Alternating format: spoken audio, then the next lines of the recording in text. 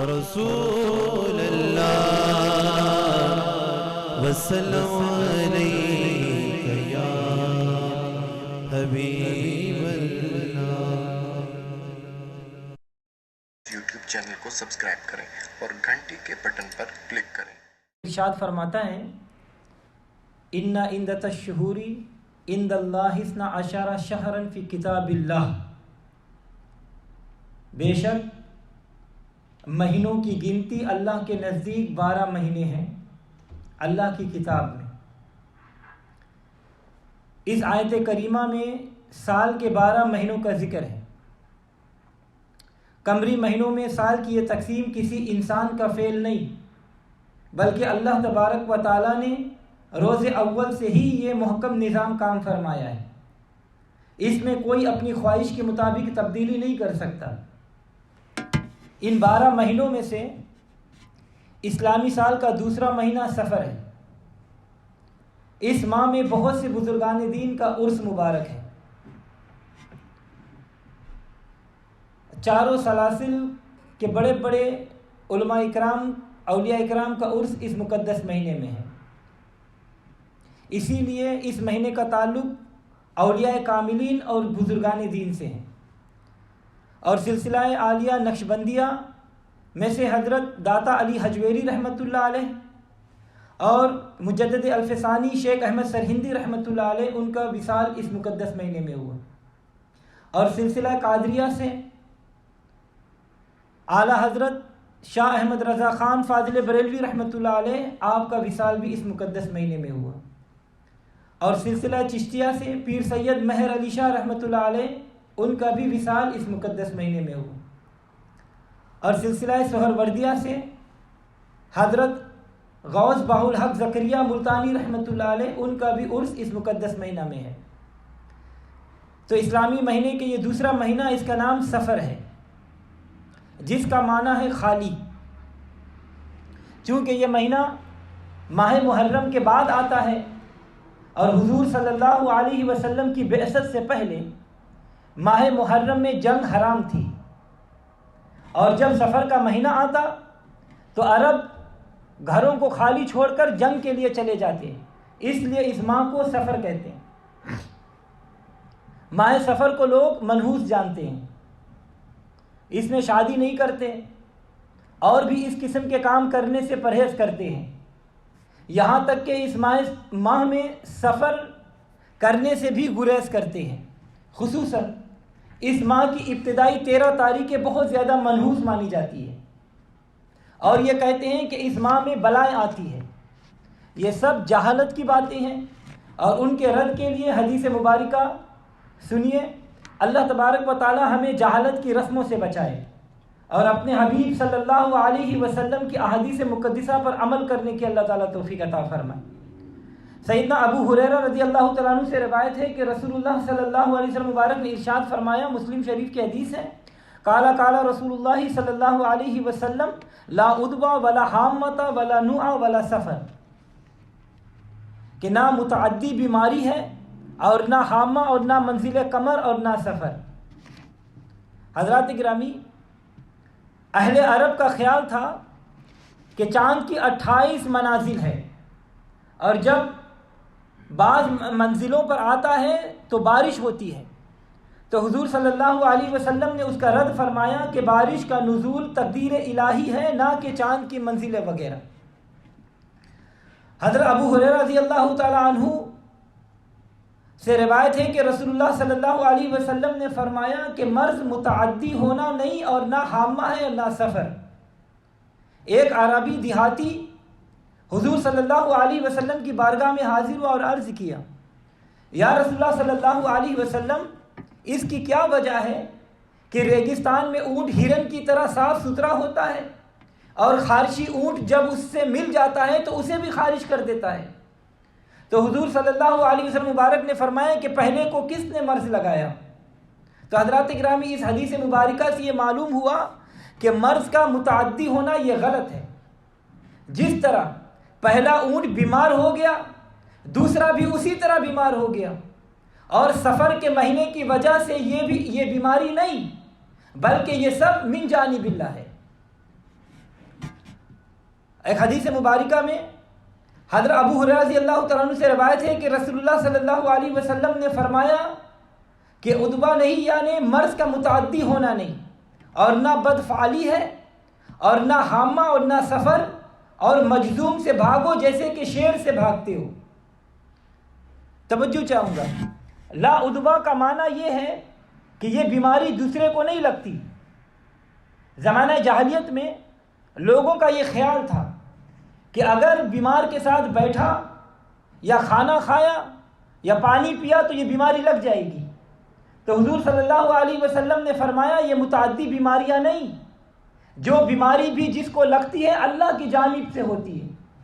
لا طیرہ، اہل عرب جب کسی کام کا ارادہ کرتے تو کسی پرندے یا ہرن کو چھوڑ دیتے، اگر وہ دائیں طرف بھاگتا تو نیک فعال تصور کر کے مبارک سمجھتے، اور اگر وہ بائیں طرف بھاگتا تو منحوس سمجھتے اور اس کام سے رک جاتے۔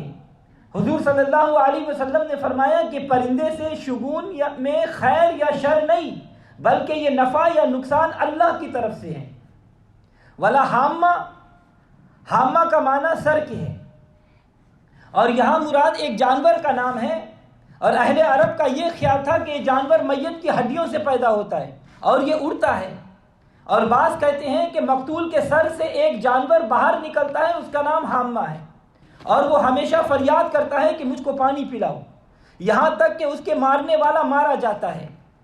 اور بعض کہتے ہیں کہ حامہ الو کا نام ہے، جب کسی کے گھر پہ آ بیٹھتا ہے اور وہ بولتا ہے تو وہ گھر ویران ہو جاتا ہے اور اس کے گھر والے کوئی مر جاتا ہے۔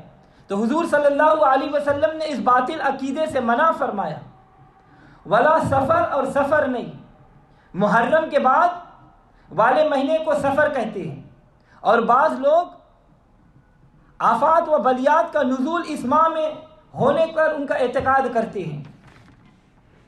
حضور صلی اللہ علیہ وسلم نے ان باطل عقیدوں کا رد فرمایا اور حکم دیا کہ یہ سب باطل ہے۔ اللہ تبارک و تعالیٰ کے بغیر کچھ بھی نہیں ہوتا، اور جو کچھ ہوتا ہے وہ اللہ کے حکم سے ہوتا ہے، اور اسی پر اعتقاد ہونا چاہیے۔ اللہ تبارک و تعالیٰ ہمیں اعتقاد خالص کی توفیق عطا فرمائے۔ تو میں نے آیت مبارکہ تلاوت کیا، اللہ تعالیٰ ارشاد فرماتا ہے الا ان اولیاء اللہ لا خوف علیہم ولا هم یحزنون، کہ سن لو بے شک اللہ کے ولیوں پر نہ کچھ خوف ہے اور نہ کچھ غم۔ ولی کی جمع اولیاء ہے، اور ولی کا معنی قرب اور نزدیکی کے ہے، محبت کرنے والا، دوست، فرما بردار، مددگار اور نگہبان کے بھی آتے ہیں۔ الولایہ بمعنی حکومت کے بھی ہے۔ تفسیر کبیر میں امام فخر الدین رازی رحمۃ اللہ علیہ آپ مبارک فرماتے ہیں کہ ولایت سے قرب مراد لیا جاتا ہے، لہٰذا اللہ کا ولی اللہ تعالیٰ کے انتہائی قرب میں ہوتا ہے۔ یعنی جب اللہ کا ولی معرفت الہی میں مشترک ہو جاتا ہے تو اس طرح قرب حاصل کر لیتا ہے کہ اللہ کے سوا کوئی چیز اس کے دل پر اثر انداز نہیں ہوتی۔ تو ایسی حالت میں وہ ولا خوف علیہم ولا هم یحزنون کا مصداق ہو جاتا ہے، اور اللہ تعالیٰ کا قرب اس طرح حاصل کر لیتا ہے کہ اس کا دل اللہ کی معرفت میں مشترک ہو جاتا ہے۔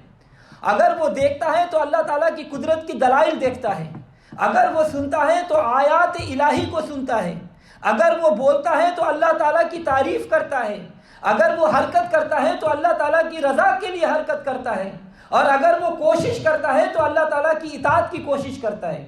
تو اس وقت جب کہ اس کا دیکھنا، سننا، بولنا، کوشش کرنا سب اللہ کی رضا کے لیے ہوتا ہے تو اللہ تعالیٰ اسے اپنا مقرب بنا لیتا ہے، اور ایسا شخص ولی اللہ ہوتا ہے، اور اللہ تعالیٰ اس کا مددگار اور ولی ہوتا ہے۔ اور اس لیے کہ قرب حاصل نہیں ہوتا مگر دونوں جانب سے، اور اگر ولی بمانا دوست یا محبت کرنے والا لیا جائے، جیسا کہ قرآن پاک میں اللہ تعالیٰ ارشاد فرماتا ہے وَهُوَ يَتَوَلَّى الصَّالِحِينَ، اور وہ نیکیوں کو دوست رکھتا ہے۔ تو معلوم ہوا کہ جو اللہ کا ولی ہے اللہ تعالیٰ اسے دوست رکھتا ہے، اور ایسے شخص کو دنیا اور آخرت میں بے شمار نعمتیں عطا فرماتا ہے۔ حضور صلی اللہ علیہ وسلم کا ارشاد مبارک ہے کہ بے شک جب اللہ تعالیٰ کسی بندے سے محبت فرماتا ہے تو جبریل علیہ السلام کو پکار کر ارشاد فرماتا ہے کہ اے جبریل، اللہ تعالیٰ فلاں بندے سے محبت کرتا ہے، تم بھی اس سے محبت رکھو۔ تو جبریل امین بھی اس سے محبت کرتے ہیں۔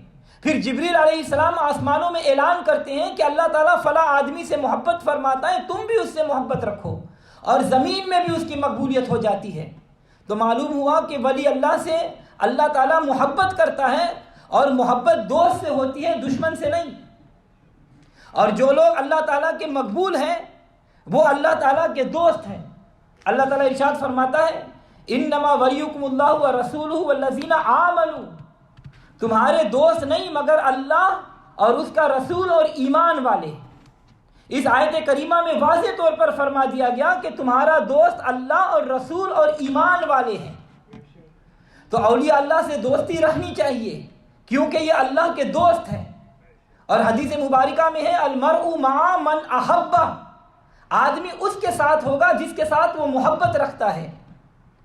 اور اگر ولی بمعنی مددگار کے لیا جائے، جس طرح قرآن پاک میں اللہ تعالیٰ ارشاد فرماتا ہے یوم یفر المرء من اخیہ و امہ و ابیہ و صاحبتہ و بنیہ لکل امرئ منہم یومئذ شأن یغنیہ، اور اس دن آدمی بھاگے گا اپنے بھائی اور اپنے ماں باپ اور بیوی اور بیٹوں سے، اور ان میں سے ہر ایک کو اس دن ایک فکر ہوگی۔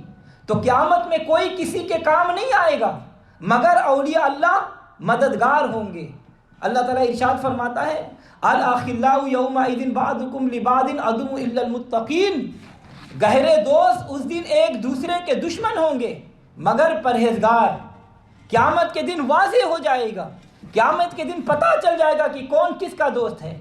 تو یہ امیر لوگ، جائیداد لوگ، بزنس والے، بڑے بڑے پوسٹ والے کی دوستی وہاں کام نہیں آئے گی، وہاں صرف اللہ والوں کی دوستی کام آئے گی۔ اس لیے اولیاء اللہ سے دوستی رکھنی چاہیے تاکہ قیامت میں مدد فرما سکے۔ تو حضرات گرامی، وہ لوگ انتہائی خوش نصیب ہیں کہ جن کے دلوں میں اولیاء کرام کی محبت معجزن ہے، اس لیے کہ اولیاء اللہ کی محبت رضا الہی کے لیے ہے۔ حضور صلی اللہ علیہ وسلم کا ارشاد پاک ہے کہ کوئی بندہ کسی بندے سے اللہ کے لیے محبت کرتا ہے مگر اس نے اپنے رب تعالیٰ کی تعظیم کی۔ اور شیخ شاہ کرمانی رحمۃ اللہ علیہ فرماتے ہیں کہ اولیاء اللہ کی محبت سے بڑھ کر کوئی عبادت نہیں، اس لیے کہ اولیاء اللہ کی محبت اللہ تعالیٰ کی محبت پر دلیل ہے۔ اور حضرت یحییٰ معاذ رحمۃ اللہ علیہ کا قول ہے کہ ایک ذرہ محبت تمام آدمیوں کی عبادت سے بہتر ہے۔ اور شیخ فرید الدین عطار رحمۃ اللہ علیہ فرماتے ہیں کہ ولیوں کی محبت جنت کی چابی ہے اور ان کا دشمن لعنت کے قابل ہے۔ اور عارف رومی مولانا روم رحمۃ اللہ علیہ آپ مبارک فرماتے ہیں کہ بدبخت لوگ مسجدوں کی تعظیم کرتے ہیں اور صاحب دل لوگوں کی بے ادبی کرتے ہیں۔ اے نادانو، یہ مسجد کی جس کی تم تعظیم کرتے ہو یہ مجازی ہے، اور حقیقی مسجد اولیاء اللہ کے دل ہے، اور حقیقت میں جو مسجد اولیاء اللہ کے دل میں ہوتی ہے وہی سجدہ گاہ ہے، اس لیے کہ اولیاء اللہ کی خوش ندی سے اللہ تعالیٰ کی رضا حاصل ہو جاتی ہے۔ اور سیدنا ابو ہریرہ رضی اللہ تعالیٰ عنہ سے روایت ہے کہ رسول اللہ صلی اللہ علیہ وسلم مبارک نے ارشاد فرمایا کہ ایک شخص نے مسلمان بھائی سے ملنے کا ارادہ کیا تو اللہ تعالیٰ نے ایک فرشتہ اس کی راہ میں بٹھا دیا، اور اس فرشتے نے اس آدمی سے پوچھا کہ کہاں جانے کا ارادہ ہے؟ اس آدمی نے کہا کہ فلاں گاؤں میں ایک مسلمان بھائی سے ملنے جا رہا ہوں۔ تو فرشتے نے پوچھا کیا اس پر تمہارا کوئی حق ہے جس کے لیے تم اتنا دور جا رہے ہو؟ تو اس نے کہا کہ نہیں، صرف اتنی بات ہے کہ میں اس سے اللہ تعالیٰ کے لیے محبت رکھتا ہوں۔ تو فرشتے نے کہا کہ میں اللہ تعالیٰ کا بھیجا ہوا فرشتہ ہوں اور تیرے پاس یہ خوشخبری پہنچانے کے لیے حاضر ہوا ہوں کہ جس طرح تو اس آدمی سے محبت رکھتا ہے اسی طرح اللہ تعالیٰ تجھ سے محبت رکھتا ہے۔ اور عارف رومی مولانا روم رحمۃ اللہ علیہ آپ مبارک فرماتے ہیں کہ مقبولوں کی دوستی کیمیا کی طرح ہے، جب ان کی نظر کیمیا ہے تو اتنا بڑا ان کا اپنا مرتبہ کتنا ہوگا۔ اور جو شخص اللہ کا قرب چاہتا ہے وہ اولیاء اکرام کی مجلس میں بیٹھا کرے، اور جو شخص دنیا میں اولیاء اللہ سے محبت کرے گا وہ بروز محشر گروہ اولیاء اللہ کے ساتھ اٹھایا جائے گا، اور دامان اولیاء جس کو محشر میں نصیب ہوگا وہ گروہ اولیاء اللہ کے ساتھ جنت میں داخل ہوگا۔ شیخ سعدی شیرازی رحمۃ اللہ علیہ آپ مبارک فرماتے ہیں کہ میں نے سنا ہے کہ قیامت کے دن بدوں کو بھی اللہ تعالیٰ نیکیوں کے طفیل بخش دے گا۔ حضرت عبداللہ ابن مسعود رضی اللہ تعالیٰ عنہ فرماتے ہیں کہ ایک شخص بارگاہ رسالت مآب صلی اللہ علیہ وسلم میں حاضر ہوا اور عرض کیا کہ یا رسول اللہ صلی اللہ علیہ وسلم، آپ اس شخص کے بارے میں کیا فرماتے ہیں جو ایک قوم یعنی اولیاء اللہ سے محبت رکھتا ہے مگر ان کو پہنچ نہیں سکتا، یعنی ان کے علم و عمل کو؟ تو آپ صلی اللہ علیہ وسلم بارے میں ارشاد فرمایا المرء مع من احبا، آدمی اسی کے ساتھ ہوگا جس سے وہ محبت رکھتا ہے۔ تو اس حدیث مبارکہ کی شرح میں شیخ محقق شاہ عبدالحق محدث دہلوی رحمۃ اللہ علیہ فرماتے ہیں کہ یہ خوشخبری ہے ان کے لیے جو اولیاء اللہ اتقیاء اور اولیاء کو اپنے دوست رکھتے ہیں، امید ہے کہ کل ان کا حشر انشاءاللہ ان کے زمرے میں ہوگا اور ان کے ساتھ رہیں گے۔ ایک دن ایک شخص نے حضرت سلطان المشائخ شیخ نظام الدین اولیاء رحمۃ اللہ علیہ کے بارگاہ میں عرض کیا کہ ایک شخص صرف 5 وقت کی نماز پڑھتا ہے اور معمولی وظیفہ کرتا ہے مگر اس کو اپنے شیخ اپنے پیر سے کامل محبت ہے، جبکہ دوسرا شخص بہت زیادہ عبادت کرتا ہے، تسبیح بھی پڑھتا ہے، ذکر و وظائف بہت زیادہ پڑھتا ہے مگر وہ اپنے پیر سے اپنے شیخ سے کامل محبت نہیں رکھتا، تو ان دونوں میں سے زیادہ اچھا کون ہے؟ تو آپ مبارک نے فرمایا وہ شخص بہت اچھا ہے جو اپنے شیخ سے کامل محبت رکھتا ہے اور اس کا ایک وقت اس عبادت گزار کے تمام اوقات کے برابر ہے۔ اسی لیے مولانا روم رحمۃ اللہ علیہ فرماتے ہیں یک زمانہ صحبت باولیاء بہتر 100 سال بیریا طاعت بیریا۔ اللہ تعالیٰ قرآن پاک میں ارشاد فرماتا ہے قل اندعو من دون اللہ ما لا ينفعنا ولا يضرنا، تم فرماؤ کیا ہم اللہ کے سوا اس کو پوجے جو ہمارا نہ بھلا کرے نہ برا؟ تو اس آیت کریمہ میں کفار کا رد کیا گیا ہے کہ وہ مومنوں کی طرح طرح کا لالچ دے کر اپنے دین کی طرف لوٹ جانے کو دعوت دیتے تھے، اور من دون اللہ سے بت مراد ہے جو کہ نہ نفع دے سکتے ہیں اور نہ نقصان۔ توجہ چاہوں گا، بہت اہم بات کر رہا ہوں۔ یہ وہابی دیوبندی سیدھے سادے سنیوں کو لوگوں کو دھوکہ دینے کے لیے بتوں والی آیت پڑھ کر سناتے ہیں اور ترجمہ و تفسیر برائے کرتے ہوئے من دون اللہ کی آیت کو اولیاء اللہ پر چسپاں کر دیتے ہیں۔ اس لیے من دون اللہ اور اولیاء اللہ کا فرق یہ جاننا بہت ضروری ہے۔ اولاً من دون اللہ والی آیت سنیں، اس کا ترجمہ سنیں۔ اللہ تعالیٰ سورہ مائدہ میں ارشاد فرماتا ہے قل اتعبدون من دون اللہ ما لا یملک لکم ضرا ولا نفعا، کہ تم فرما دو کیا اللہ کے سوا ایسے کو پوجتے ہو جو تمہارے نقصان کا مالک ہے نہ نفع کا؟ تفسیر روح البیان میں علامہ اسماعیل حقی رحمۃ اللہ علیہ آپ مبارک اس کی تفسیر کرتے ہوئے فرماتے ہیں کہ اے محمد صلی اللہ علیہ وسلم آپ کہہ دے بطور الزام تمام نصارہ اور ان لوگوں سے جو ان کے طریقے پر چلے کہ انہوں نے غیر کو خدا بنا لیا۔ تو یہاں من دون اللہ سے مراد غیر خدا کو خدا بنانا ہے، جیسا کہ عیسائیوں کا عقیدہ ہے، وہ عیسیٰ علیہ السلام کو بھی معاذ اللہ خدا مانتے ہیں۔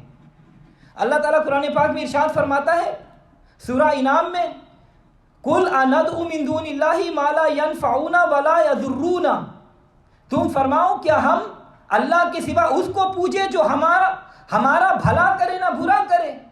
تو اس آیت کی تفسیر میں امام فخر الدین رازی رحمۃ اللہ علیہ آپ مبارک تفسیر کبیر میں فرماتے ہیں اور تو جان لے کہ اس سے مقصود بتوں کی عبادت کا رد ہے، اور اس کے علاوہ بہت سی آیت ہے۔ آیت میں من دون اللہ کا لفظ پایا جاتا ہے جس کا معنی یا تو بت ہے یا مخلوق میں سے جس کی عبادت کی جائے۔ تو من دون اللہ سے مراد یہ ہے کہ اللہ کے بغیر کسی کی عبادت نہ کرو اور نہ ہی کوئی اور عبادت اور سجدہ کے لائق ہے۔ سجدہ صرف اور صرف اس وحدہ لا شریک کے لیے ہے کہ جس کی ذات و صفات میں کوئی شریک نہیں، اور غیر خدا کو سجدہ کرنا یا عبادت کرنا یہ بالکل حرام، ناجائز اور حرام ہے۔ تو معلوم ہوا کہ من دون اللہ اور ہے اور ولی اللہ اور ہے۔ اللہ تعالیٰ ارشاد فرماتا یا ایھا الذین آمنوا لا تتخذوا الکافرین اولیاء من دون المؤمنین، اے ایمان والوں کافروں کو دوست مت بناؤ مسلمانوں کے سوا۔ تو اس آیت کریمہ میں اولیاء بمانا دوست کے ہیں، تو معلوم ہوا کہ اولیاء اللہ تعالیٰ کے دوست ہیں۔ اب آپ خود غور فرمائیے کہ اولیاء اللہ اور من دون اللہ میں کتنا بڑا فرق ہے، مگر یہ گمراہ لوگ من دون اللہ کی آیت اولیاء اللہ پر چسپاں کرتے ہیں اور بتوں والی تمام آیت کو پڑھ کر کہتے ہیں کہ دیکھو ولیوں سے مدد مانگنا جائز نہیں، حالانکہ ان آیت میں بتوں کی مدد کا صراحتاً ذکر کیا گیا ہے، نہ کہ اولیاء اکرام کا۔ اس لیے اولیاء اللہ کی مدد کے ثبوت کے لیے میں آیت مبارکہ پیش کرتا ہوں، اس کو سمجھنا بہت ضروری ہے۔ الحمدللہ ہم اہل سنت و جماعت کا یہ عقیدہ ہے کہ اللہ کے سوا حقیقی طور پر کوئی مدد نہیں کر سکتا۔ حقیقی امداد تو صرف اللہ تبارک و تعالیٰ ہی کی ہے، مگر اللہ تعالیٰ کی عطا سے جو اس نے اپنے بندوں کو توفیق عطا فرمائی ہے، اللہ تعالیٰ کے بندے بھی امداد کرتے ہیں۔ تو اللہ تعالیٰ کی مدد حقیقی ہے اور اولیاء انبیاء کی مدد عطائی ہے۔ اللہ تعالیٰ قرآن پاک میں ارشاد فرماتا ہے، اور ہم بطور دعا روزانہ یہ پڑھتے ہیں، ایاک نعبد و ایاک نستعین، ہم تجھ ہی کو پوجیں گے اور تجھ ہی سے مدد چاہیں گے۔ تو گویا یہ کہا جا رہا ہے کہ اے اللہ ہم مشرک نہیں ہیں کہ بعض کاموں میں تو تجھ سے مدد لے اور بعض میں تیرے سوا کسی اور سے، ہر کام میں تجھ ہی پر اعتماد ہے اور تیری ہی مدد سچی ہے۔ اس میں بندے کو یہ تعلیم ہے کہ وہ اللہ تعالیٰ پر نظر رکھے اور اس کو اپنا حقیقی مدد جانے، اور اگر مخلوق کی طرف سے بھی کوئی مدد دے تو یہ سمجھے کہ یہ بھی اللہ تبارک و تعالیٰ ہی کی مدد ہے، کیونکہ حقیقی مددگار صرف اور صرف اللہ تبارک و تعالیٰ ہے۔ تو اب یہاں پر سوال پیدا ہوتا ہے کہ جب ہر کام کا مددگار اللہ تعالیٰ ہے تو پھر نبیوں اور ولیوں سے مدد کیوں مانگتے ہو؟ تو اس کا جواب یہ ہے کہ انبیاء اور اولیاء سے مدد لینا جائز ہے، کیونکہ امداد دو طرح کا ہے، ایک بلا واسطہ اور دوسرا بالواسطہ۔ ایک بلا واسطہ، دوسرا بالواسطہ۔ تو اللہ کے بندوں کی مدد بالواسطہ کہلاتی ہے، اور یہ اللہ تبارک و تعالیٰ کے فیضان کا واسطہ ہے، اور ایسی امداد حاصل کرنے کا قرآن کریم میں اللہ تعالیٰ نے ذکر فرمایا ہے۔ اللہ تعالیٰ قرآن پاک میں ارشاد فرماتا ہے وَتَعَاوَنُوا عَلَى الْبِرِّ وَالتَّقْوَى وَلَا تَعَاوَنُوا عَلَى الْإِثْمِ وَالْعُدْوَانِ، کہ نیکی اور پرہیزگاری میں ایک دوسرے کی مدد کرو اور گناہ اور زیادتی پر ہرگز مدد نہ کرو۔ تو اس آیت کریمہ میں نیکی پر مدد کرنے کا حکم دیا گیا ہے اور برائی پر مدد کرنے سے منع کیا گیا ہے۔ وَاسْتَعِینُوا بِالصَّبْرِ وَالصَّلَاةِ، مدد طلب کرو صبر اور نماز کے ساتھ۔ تو اس آیت کریمہ میں اللہ تعالیٰ نے نماز اور صبر کے ساتھ مدد حاصل کرنے کا حکم دیا ہے، جبکہ نماز اور صبر غیر اللہ ہے۔ معلوم ہوا کہ غیر اللہ سے مدد یہ مانگنا یہ جائز ہے۔ اللہ تعالیٰ قرآن پاک میں ارشاد فرماتا ہے انما ولیکم اللہ ورسولہ والذین آمنوا الذین یقیمون الصلاۃ ویؤتون الزکاۃ وہم راکعون، نماز قائم کرتے ہیں، زکوٰۃ کہ تمہارے دوست وہ تمہارے دوست نہیں مگر اللہ اور اس کا رسول اور ایمان والے، کہ نماز قائم کرتے ہیں اور زکوٰۃ دیتے ہیں اور اللہ کے حضور جھکتے ہیں۔ تو اس آیت کریمہ میں مسلمانوں کو فرمایا گیا کہ تمہارا مددگار اللہ اور رسول اور مسلمان ہے۔ تو معلوم ہوا کہ ایمان والوں کے تو بہت مددگار ہیں، مگر کفار اور مشرکین کا کوئی مددگار نہیں۔ اسی لیے اللہ تعالیٰ قرآن پاک میں ارشاد فرماتا ہے والمؤمنون والمؤمنات بعضهم اولیاء بعض، اور مسلمان مرد اور مسلمان عورتیں ایک دوسرے کے رفیق ہیں۔ تو معلوم ہوا کہ اللہ تعالیٰ بھی مددگار ہے اور مومن بھی ایک دوسرے کے مددگار ہے، مگر اللہ تعالیٰ بذات مددگار ہے اور مومن اللہ کی عطا سے مددگار ہے۔ تو اللہ تبارک و تعالیٰ کی بارگاہ میں دعا کریں کہ اللہ تبارک و تعالیٰ ہم سب کو عقیدہ کی سمجھ عطا فرمائے۔ ہم اہل سنت و جماعت کا یہ عقیدہ ہے کہ انبیاء اولیاء سے مدد مانگنا یہ جائز ہے،